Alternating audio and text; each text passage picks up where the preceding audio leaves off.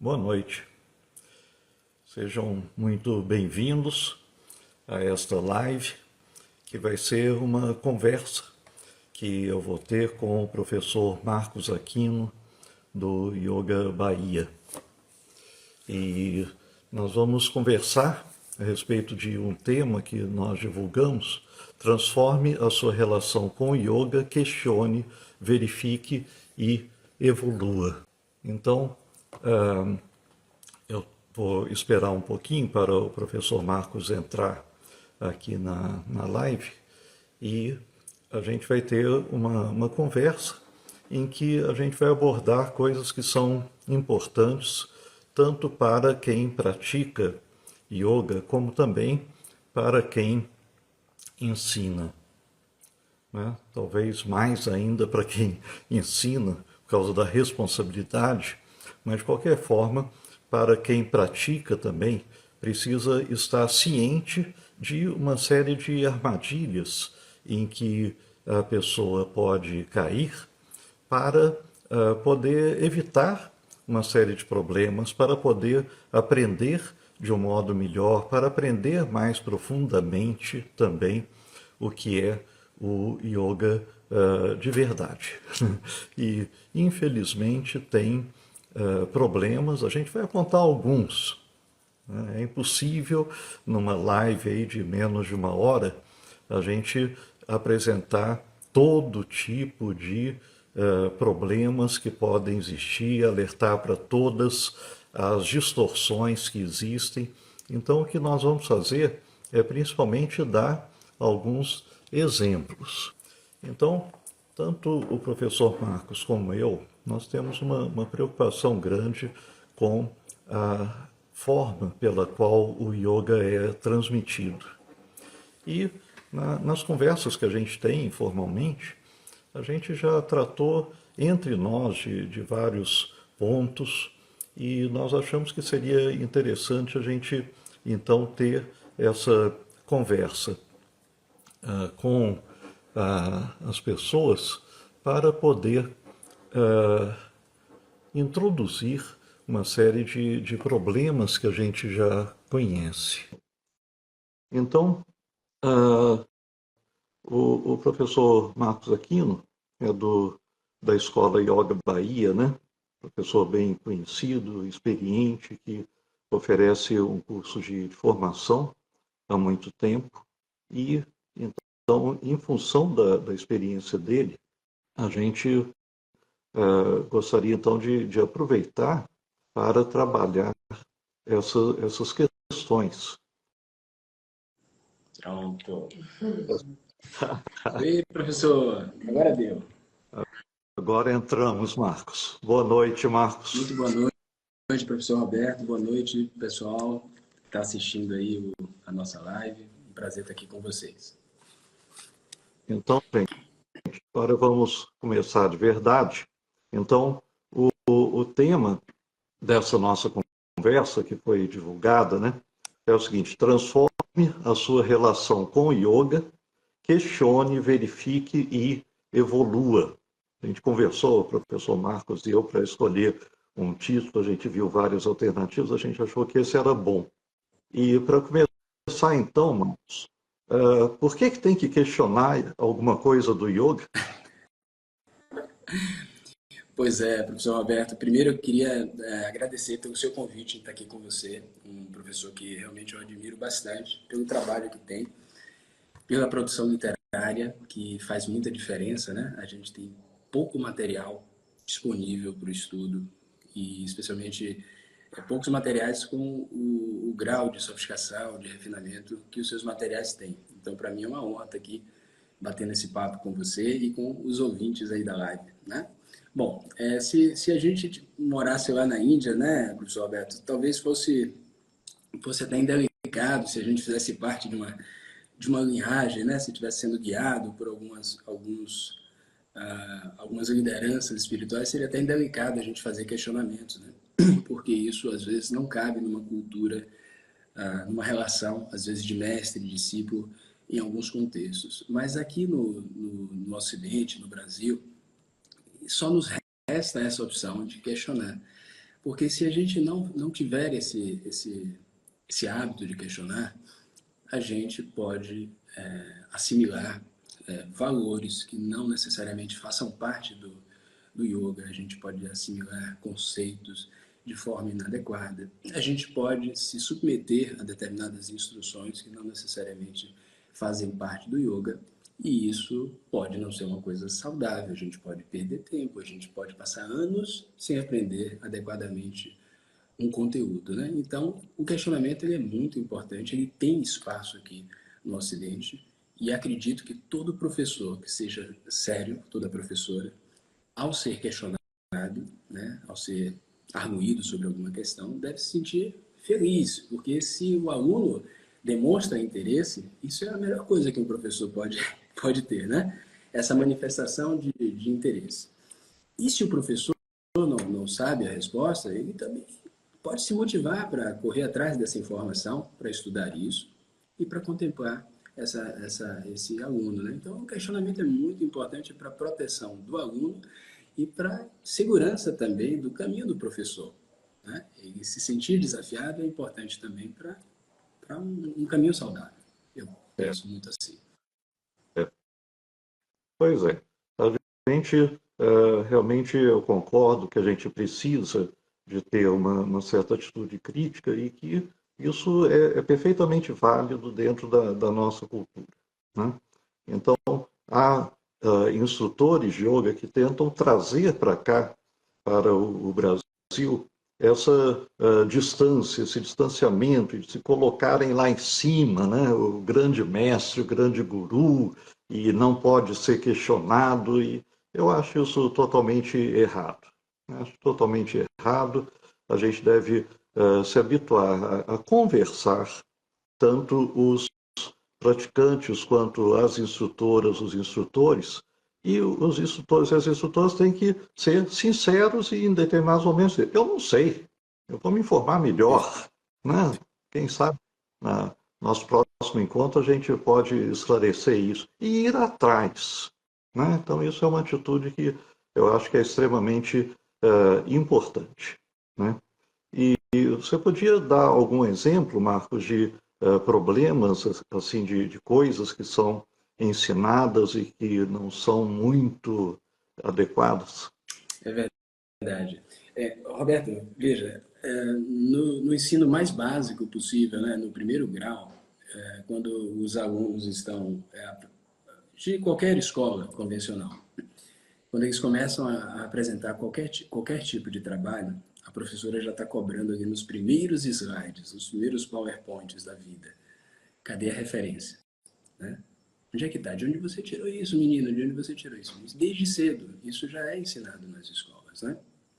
Se você pegar qualquer área, a fisioterapia, por exemplo, o fisioterapeuta não pode sair afirmando coisas se ele não tiver respaldado por artigos científicos, ele não pode falar sobre uma técnica se essa técnica não está na literatura, a não ser que ele desenvolva uma técnica, submeta a uma série de protocolos de confirmação da validade. Né? Então, isso é muito importante que a gente verifique a origem das coisas. Se a gente não verifica, a gente entra num sistema que é um sistema de crença mesmo. Então, a gente ouve muitas pessoas dizendo, né, Roberto, de onde é que eu tirei isso? Ah, foi meu professor que falou. Então, o professor falou é a referência, é o professor que falou. Tá, mas e o professor tirou isso de onde? Ah, foi o mestre dele, ele ouviu na Índia, né? Eu sou da época, da década de 80, que ir para a Índia era o certificado da pessoa, né? Pô, mas tem gente que mora na Índia e está trabalhando com informática, tem gente que vai para a Índia, nem todo mundo na Índia entende de yoga, né? Sim, Então, existem muitos problemas pela falta da investigação. Problemas relacionados à compreensão da nomenclatura, problemas relacionados ao anacronismo, né?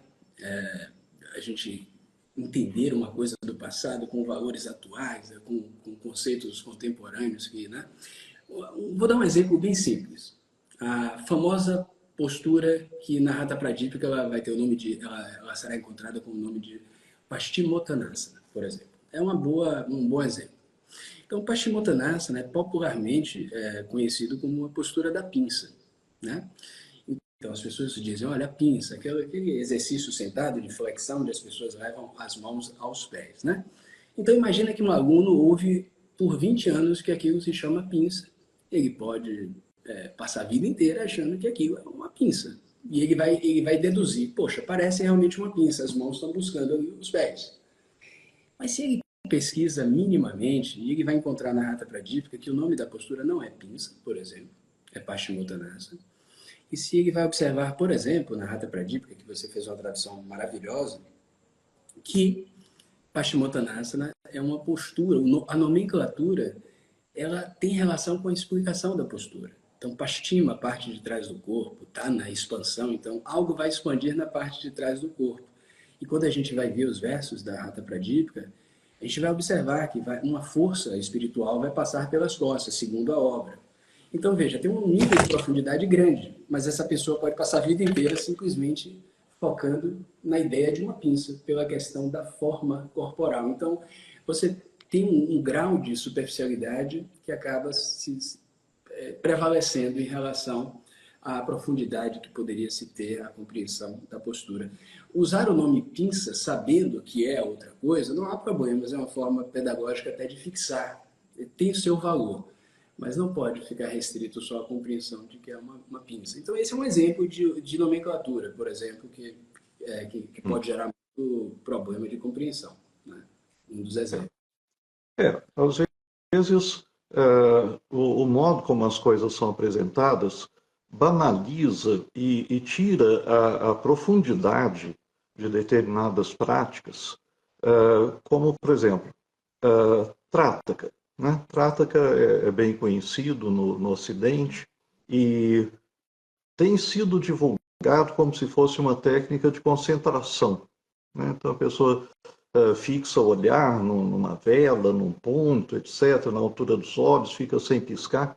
Bom, e se a gente vai para os textos tradicionais, né, Trataka não é uma prática de concentração, é uma prática de purificação física. Né? Então, na Hatha Pradipika que você citou, né, é uma das 6 purificações, né, Shatkarmani, e é para a pessoa fixar uma determinada coisa até que as lágrimas comecem a correr. Isso é para purificar os olhos. E você se força a ficar de olhos abertos até isso acontecer. Não é uma prática de concentração, sinto muito. Né? Se você quer aprender concentração, é uma outra coisa. Então, quando você apresenta Trataka dessa maneira, é uma prática de concentração, você nem está apresentando para os estudantes o que é concentração e nem está apresentando qual é a finalidade e o contexto real onde apareceu essa prática de Trataka. Perfeito, perfeito. É um excelente exemplo, Roberto. A dificuldade de entender em qual grupo as técnicas, o pertencimento de cada técnica em relação a um determinado grupo, essa confusão que você acabou de citar em relação ao Trataka, também acontece em um dos Shatkarmanis, que é Kapalabhati. Eu simplesmente Uhum. usar a respiração, muitas pessoas colocam Kapalabhati no grupo dos pranayamas, só que Kapalabhati jamais foi apresentado como um dos pranayamas. É uma técnica para retirar muco. Claro que tem efeito sobre a mente, tem uma série, está dentro de um contexto espiritual, mas é uma técnica que está dentro de uma pasta, dentro de um grupo técnico, né, de exercícios, que é esse grupo que hoje a gente chama muito de kriyas, né, mas foi apresentado como as 6 ações purificatórias na Hatha Pradipika. Então, isso Uhum. é um exemplo de dificuldade de alocar os exercícios nos seus devidos angas originais, nas suas devidas pastas originais. Isso também é um problema também, né, de compreender. Isso não é uma questão, para algumas pessoas pode parecer, mas é só como está classificando. Não é só isso. Né? Quer dizer, se a pessoa estuda realmente o que são essas técnicas de purificação, Shatkarmani, né? Então, como o professor Marcos acabou de falar, né? No caso, para essa de Kapalabhati, para retirar o muco dessa região, né, do crânio, basicamente, e para quem que isso é adequado? Então, é uma prática para todo mundo fazer o tempo todo, uma porção de vezes? Não. né, de acordo com a tradição, todas essas técnicas de purificação corporal são para eliminação de muco de alguma parte do corpo. E só são necessárias, de acordo com a Hatha Pradipika, para as pessoas que têm uma constituição do tipo Kapha, que é a constituição em que predomina um desequilíbrio, um excesso de muco. E para outros praticantes não é necessário.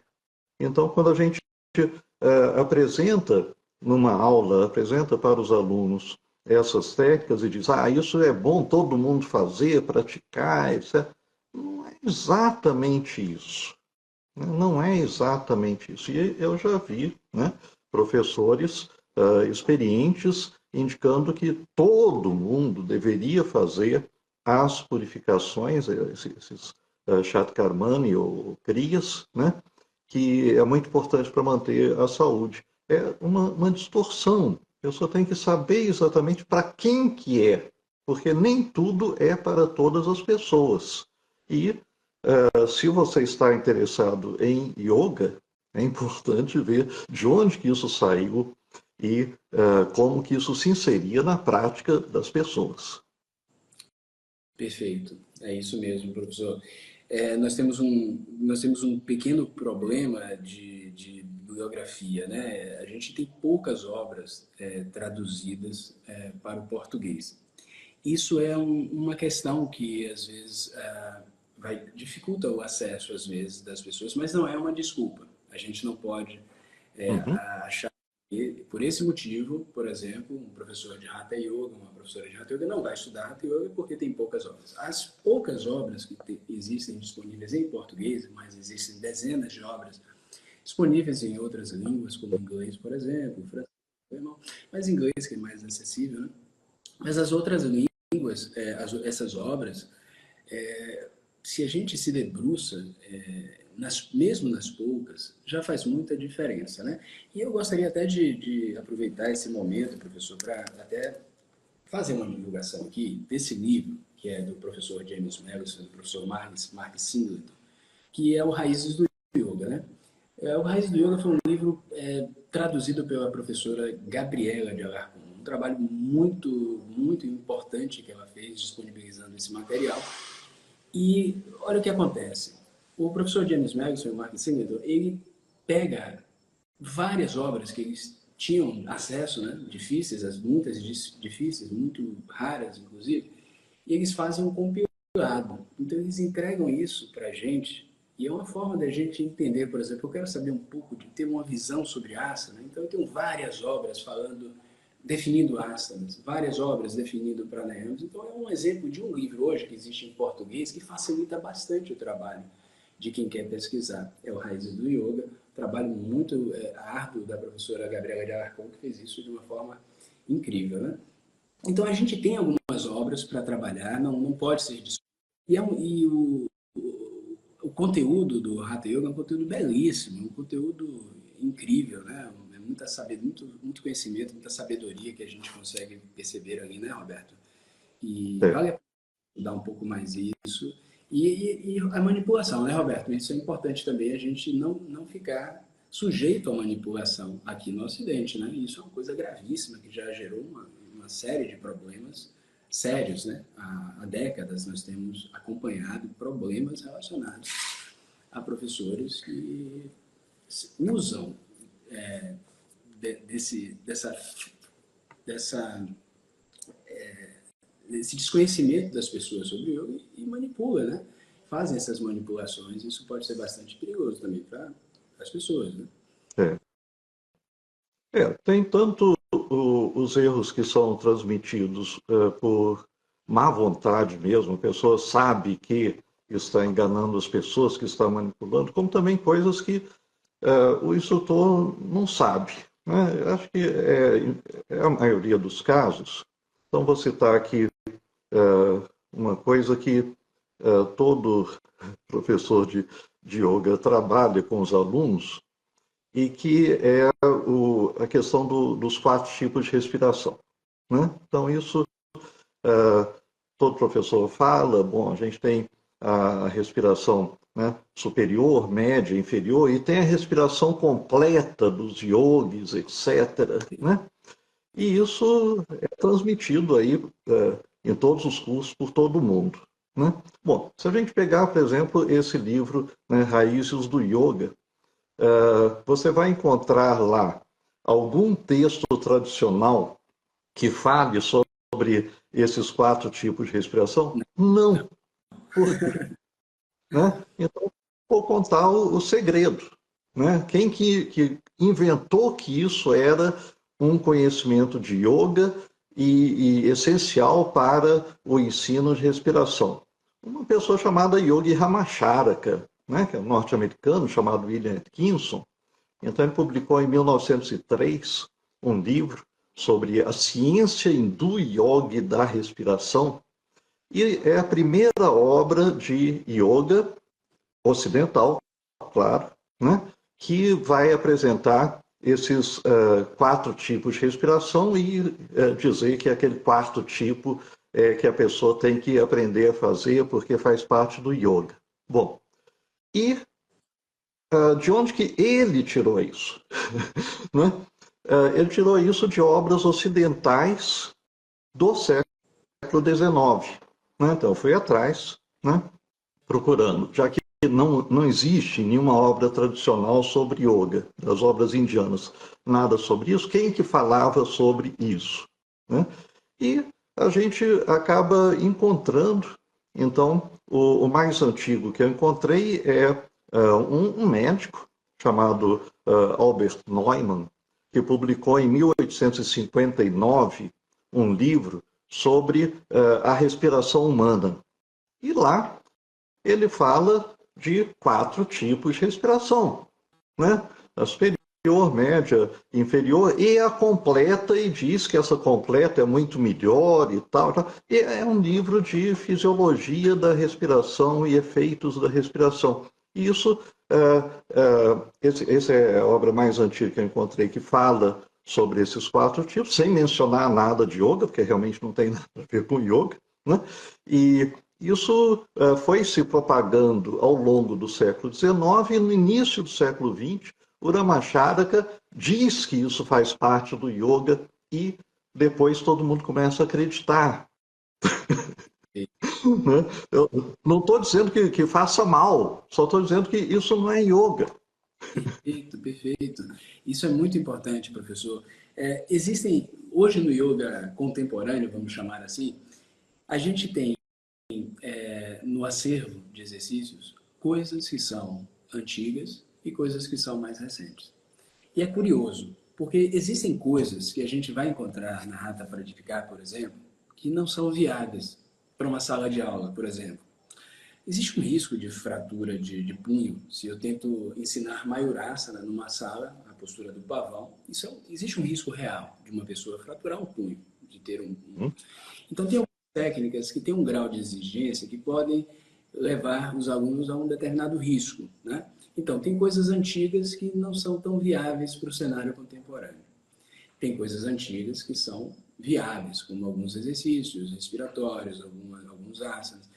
Em contrapartida, tem coisas modernas, né, que podem ser viáveis, né, mas não são antigas, e é importante a gente não dar ancestralidade ao que é moderno. Né? Isso é que é importante, a gente entender de onde vem cada coisa. Tem coisas recentes que são viáveis, por exemplo, é comum no yoga contemporâneo alguns movimentos articulares que são bons para a aula, né, de alguma forma.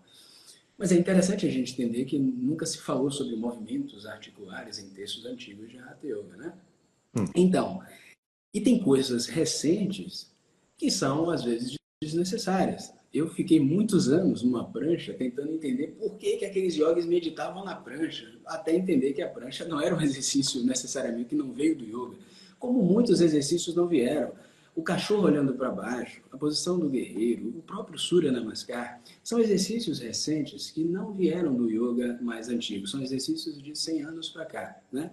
Do final do século XIX, início do século XX. Muitos já existiam na ginástica no século XIX, especialmente no final, e foram introduzidos no yoga nas primeiras décadas do século XX. Não há problema em usá-los, mas a gente precisa entender como usá-los e objetivo disso tudo, né? E só tem uma forma da gente entender isso, buscando a origem dos exercícios, como Uhum. fez com a respiração completa, que até hoje é divulgado dessa forma, como se fosse um exercício da tradição.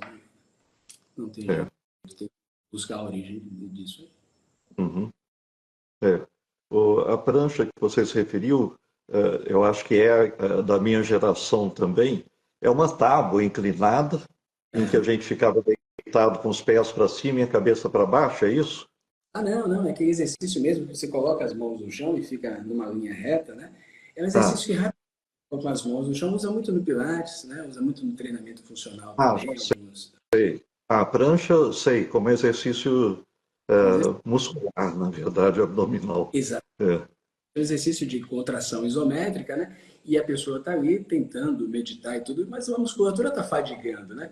E aí muitas vezes vem o professor diz, não, é assim mesmo, o heroísmo, ou melhor, a bravura por um segundo a mais vai te dar recompensas. Ou se você está vibrando é a Kundalini. Meu Deus, é muita narrativa sobre uma coisa que às vezes não tem nada a ver, né? Então a gente precisa entender de onde é que surge isso, né?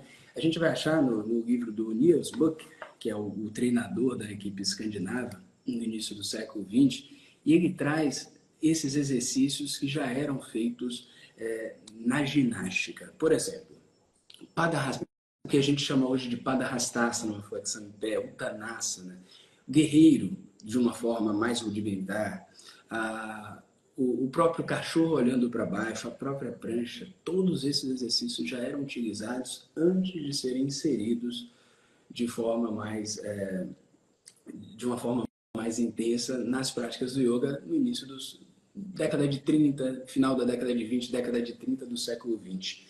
Essas histórias hoje a gente tem, como é uma história recente, Roberto, então a gente tem, por exemplo, livros como esse livro do professor Elliot Goldenberg, um livro de 600 páginas, que tem muito material que serve como evidência histórica, né? Porque tem foto, tem pessoas que estão vivas ainda, né? Então a gente tem esse livro, a gente tem o Yoga Bari, que foi lançado, esse livro da professora Elizabeth Michelis, né? Um livro muito importante também. Então tem muitos livros que contam essa história recente. Você estava falando aí de algumas obras que falam a respeito da história recente do yoga, né? E E você estava falando desses livros sobre a importância da pessoa poder se informar a respeito do que é recente e do que não é, né?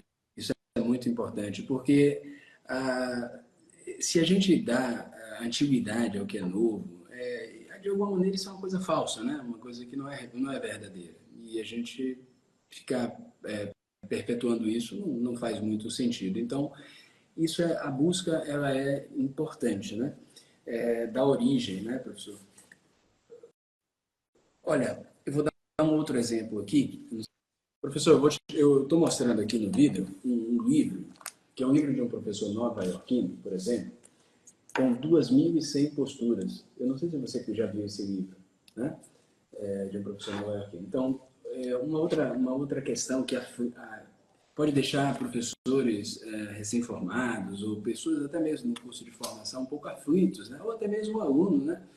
Ficar com uma ansiedade em querer aprender milhares de exercícios e muitas vezes foi desnecessário. E, por exemplo, aqui nós temos uma obra com 2.100 posturas. Praticamente, quase todas as 2.100 posturas são posturas recentes ou inventadas, por exemplo, criadas pelo próprio autor. Não há nenhum problema em relação a isso, eu não estou fazendo uma crítica pejorativa. Mas, por exemplo, se uma pessoa se depara com um material desse, pode ser que ele pense assim, puxa, eu tenho que aprender 2.100 posturas. E se vai estudar as obras tradicionais, vai observar que algumas obras citam dois asanas. Outras obras, como a Hatha Pradipika, uma obra tão importante, vai citar 15 posturas. Né?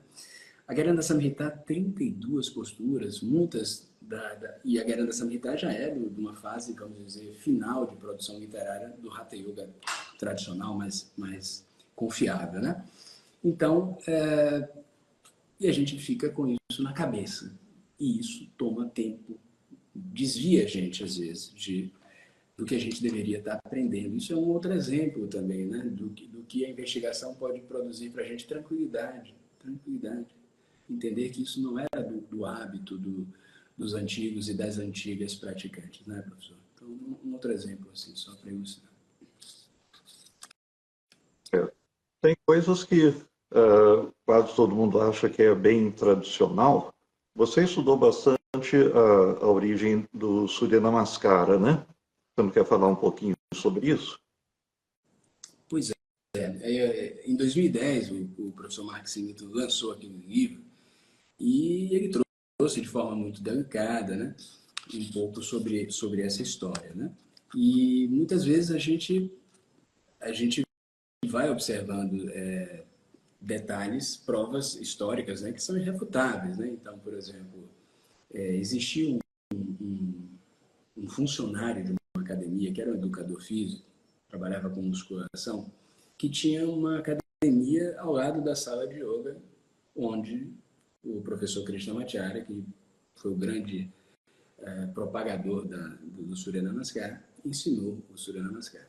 E esse personagem, que se chama Anantarao, ele era vivo quando foi entrevistado, ele contou toda a história, tudo o que aconteceu ali, né?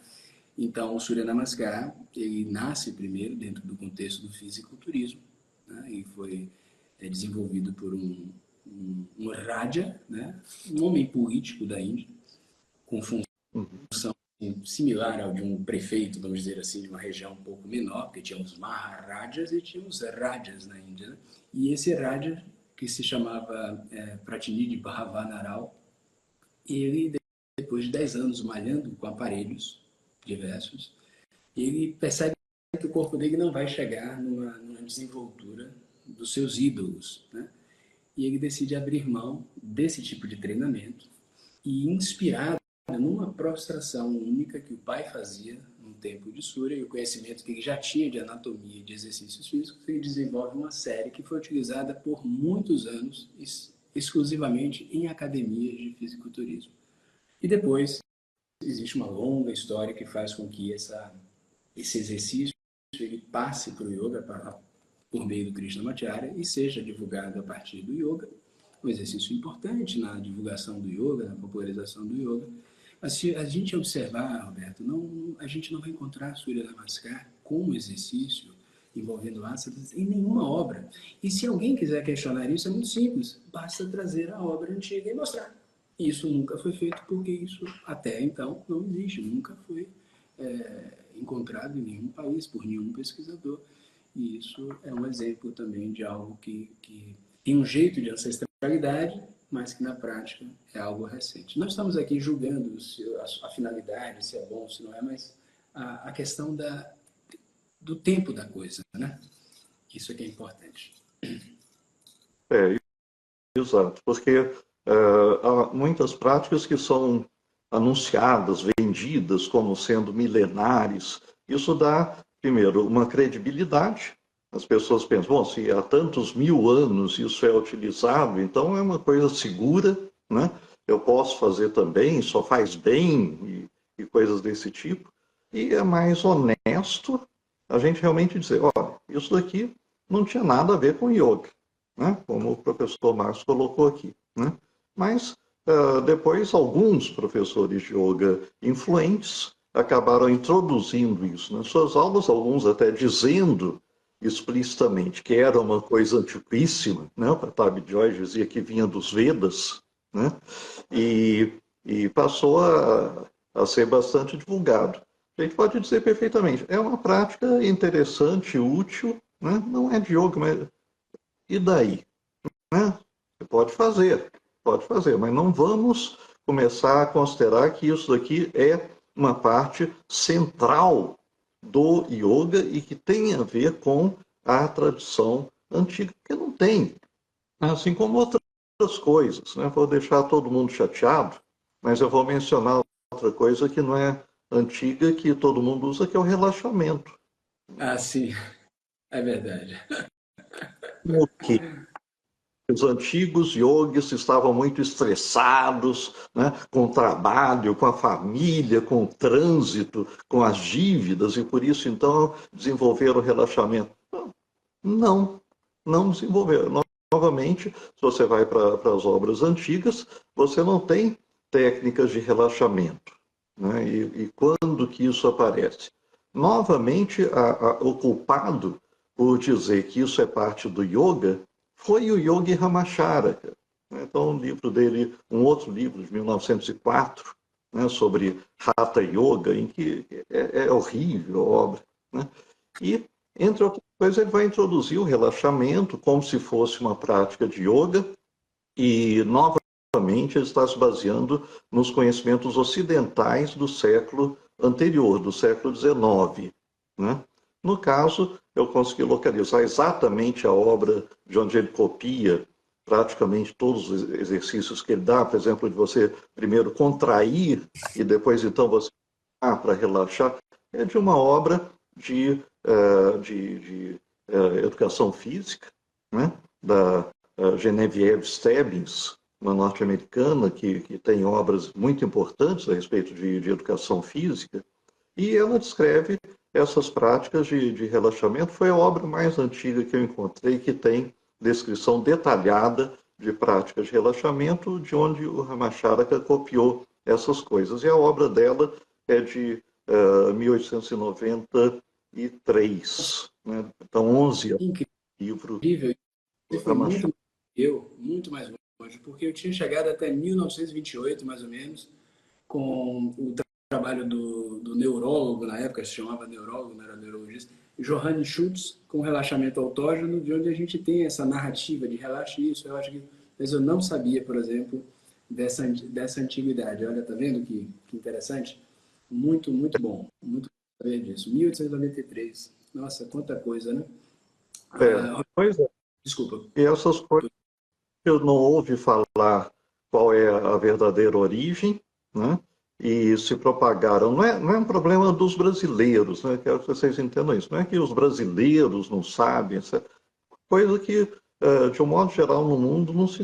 Né? E aconteceu uma coisa muito curiosa. Eu dei dois exemplos do Yogi Ramacharaka, com a respiração completa e com relaxamento. Bom, e por que que depois, mesmo autores indianos começam a introduzir isso? Porque os livros do Ramacharaka eram distribuídos também na Índia. Então tinha uma instituição que ainda existe lá, né? Latent Light Culture, né? A cultura da luz latente, ainda existe essa instituição lá, que era responsável por divulgar os livros do Ramacharaka na Índia, né? Então, os indianos também compravam os livros do Ramacharaka, liam, provavelmente acreditavam que era um praticante de yoga e começaram a introduzir isso nas aulas deles. É uma história horrível. Nossa, quanta coisa, né, Roberto? É muita coisa para gente saber e é muito importante que a gente pesquise mesmo, né? Muito importante. Pessoal que está ouvindo a live, por sinal, a Yoga Benzen perguntou de onde é que a gente encontra a história do Surya Namaskar. Tem várias obras, mas uma obra bem acessível mesmo é o Yoga Bharia, que foi traduzido para o português, um livro também traduzido pela professora Gabriela de Alarcon e hoje é veiculado pela editora Svarupa. Então, o Yoga Bharia é um livro muito importante para você entender um pouco dessa história, com fotos, com arquivos e tudo mais, né? E naquele site, né, no arquivo.org, você pode encontrar o livro do Bhavanaral em PDF, né? Pode achar a quinta edição, onde fica bastante claro que o Surya Namaskar surgiu como uma atividade física, inclusive para competir com outras atividades físicas disponíveis na época. Né? Então, isso é bastante interessante. Não sou eu nem o professor Roberto, nós não estamos inventando essas coisas. Basta que vocês pesquisem, né? Vejam nos livros isso, como a gente estava falando, e é isso. Agora eu vou dizer uma coisa que eu acho que, se o pessoal gostar muito da gente, vai ficar na live. Senão vai começar a sair, professor. Vou trazer uma coisa aqui bem curiosa, que vai deixar muita gente com a cabeça aqui com uma pulga na cabeça. Uma coisinha aí na cabeça. Olha aqui eu estou trazendo uma obra do Dr. Garotti, um grande pesquisador, um grande produtor, tradutor de obras indiano, pesquisador assim, de alto, muito sofisticado mesmo. E é o Siddha Siddhanta Padat, né? Então, por exemplo, nessa obra de Hatha Yoga, que é uma obra importante, bastante simbólica, bem forte mesmo dentro da expressão dos siddhas, nós vamos encontrar aqui 9 chakras. 9. Algumas obras vão falar em 6 chakras, outras vão falar realmente em 7. Então, por exemplo, quando a gente fala em chakras, por exemplo, a gente muitas vezes, Roberto, tem uma visão que não é a visão que vem do Hatha Yoga. Muitas vezes a gente fala em chakras, alinhamento de chakras, cores, roupas para se usar, e a gente não vai encontrar nada disso nas obras, né? Então, eu acho até que você já fez uma pesquisa sobre isso, Roberto, se não me engano, sobre a questão dos chakras, se não me falha a memória. Eu coloco alguma coisa na introdução da minha tradução da Rata Pradipika, né? E é um tema que eu estou, nesse instante, estudando mais detalhadamente, como que isso se desenvolve a partir dos primeiros séculos da era cristã. Mas ainda não está pronto para publicar, não. Eu Perfeito. estou pegando as obras tântricas, onde esses conceitos vão aparecendo antes de passarem para o Hatha Yoga. Perfeito, perfeito. Mas só fica a dica. Se você vai alinhar 7 chakras, segundo o Siddha Siddhanta Pada, ficaram faltando 2. E segundo algumas obras, alinhou uma a mais. Então, é muito interessante até mesmo. Tá bom, e esse conhecimento está sendo tirado de onde? Quem foi que, baseado em que as pessoas estão fazendo determinadas afirmações que trabalhar com tal chakra ou com esse ou aquele, produz esse ou aquele. Então, quem é que está por trás disso? Né? Isso é muito importante mesmo. Né? Mas é isso. Mas, professor, eu queria agradecer também por uma produção que você fez agora. Eu queria fazer essa homenagem a você, que foi o curso Moksha. Né? Esse curso é um curso muito importante. Eu venho utilizando esse curso nos meus cursos de formação, ou seja, dentro do curso de formação, eu contrato o seu curso, né? Você sabe. E tenho gostado muito do resultado disso, porque o estudo da história do yoga, eu sempre digo assim, o primeiro ano de um aluno de curso de formação, geralmente os cursos têm 1 ano de duração, né? E a pessoa está muito apaixonada, está começando a se apaixonar por yoga, né? Então, é um misto de paixão e de estudo e de pensar se vai trabalhar com isso. É muita coisa para 1 ano. E nem sempre os conceitos ficam muito assimilados. Então, com a pandemia, com essas gravações de cursos online e com, por exemplo, essas produções como a que você fez do curso Moksha, isso facilitou muito o nosso trabalho como de formador, né? O meu trabalho de formador, porque o aluno pôde, durante o ano inteiro, ele agora pode o ano inteiro pegar o seu material, revisar, fora o livro que você entrega ali, né, de mão beijada, com uma sequência cronológica incrível. Então, esse curso é muito importante e eu, inclusive, recomendo que todo mundo que coordene uma formação que adquira isso, porque vai facilitar a sua vida. Se você é formador, você vai ter a sua vida facilitada e a qualidade da saída do instrutor, ela com certeza estará mais garantida dentro da dificuldade que é essa compreensão no primeiro ano de relação com o yoga. Né? Então, muito obrigado por esse trabalho, professor. Se quiser falar um pouquinho sobre o que te motivou, nem lembro da gente já ter conversado sobre isso. Mencionou a pandemia, né? Foi justamente aí que surgiu a ideia do curso, porque eu ia anualmente a Fortaleza para ministrar de forma intensiva essa história do yoga no curso da professora Solange, do Núcleo Sol, lá de Fortaleza. E aí começou a pandemia e eu não podia viajar para Fortaleza. Como é que a gente ia fazer? Né? Então foi a primeira vez que surgiu esse problema da distância, de viagens, esse negócio todo. Aí eu gravei as aulas para entregar para ela online, né? E depois, então, eu elaborei isso e criei o curso, né? E eu fiquei contente com o resultado. Realmente é para dar uma visão geral né, a respeito da história do yoga antigo, sem entrar nessa parte do yoga moderno, e a pessoa, pelo que eu vejo, fica com uma visão geral e consegue, então, encaixar as coisas todas e saber o que vem do que e quais são as principais obras originais onde as coisas podem ser encontradas, né? E eu fiquei muito contente quando o professor Marcos Aquino resolveu, uns anos atrás, logo depois do lançamento do curso, né, começar a oferecer para os alunos dele, né? Então, virar uma aquisição institucional para atingir, então, todos os instrutores e as instrutoras que ele está formando, Pois é. né? E, Recomendo muito. Marcos, Desculpa, uma, Vanderlei. seu curso de formação, como é que você trabalha com seus alunos para desenvolver essa atitude de questionamento e de pesquisa? Pois é. Olha só, existem várias estratégias que a gente utiliza no curso para que isso seja realmente realizado. Então, desde o primeiro módulo, a gente precisa já deixar algumas coisas bem definidas, né? Então, a pessoa precisa entender por que ela está no curso de formação. Então, a gente faz algumas dinâmicas para que isso seja realmente refletido, conversado em grupo, né? Para que a pessoa tenha consciência. Por que eu estou num curso de formação? Qual o melhor lugar para estar no yoga? É praticando? É ensinando?